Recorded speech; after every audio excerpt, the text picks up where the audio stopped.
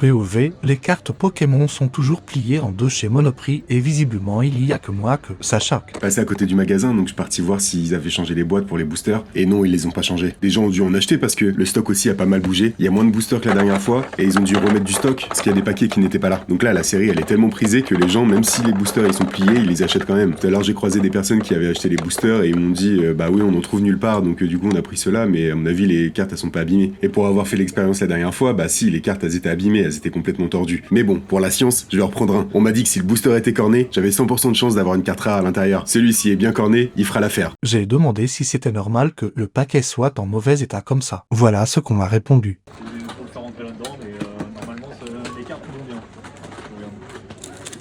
Oui, non, les cartes sont bien. Les cartes vont bien, ok. Ça marche, merci beaucoup. Bon, bah si les cartes vont bien, tout va bien. On va quand même se l'ouvrir pour vérifier si elles sont en bon état et vérifier si la théorie du booster corné fonctionne. J'avoue qu'en voyant l'état du booster, ça me fait un petit peu peur pour les cartes. Quand on regarde le coin, il est bien tordu, donc ça m'étonnerait pas que les cartes le soient aussi. Donc oui, les cartes sont bien cornées en haut à gauche. Et ça, c'est pas un défaut d'origine, c'est bien de la faute de Monoprix qui a dégradé les cartes en forçant pour rentrer les cartes dans des antivols trop petits. Donc je comprends qu'ils veulent éviter les vols, c'est normal. Mais comme certains disaient dans les commentaires, il y a d'autres solutions pour ça. Simplement mettre des boîtes plus grandes, mettre des imprimés dans ces boîtes, ou alors les protéger dans une vitrine. Allez, on passe au reveal des cartes. C'est vrai que pour cette ouverture, je suis mitigé entre eux. Je serais content d'avoir une super carte, mais en même temps, je serais dégoûté qu'elle soit abîmée. En tout cas, même si ces cartes sont tordues, ça change rien au plaisir d'ouvrir un booster.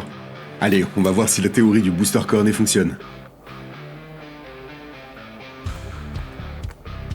Bon, déjà, on n'a pas d'AR.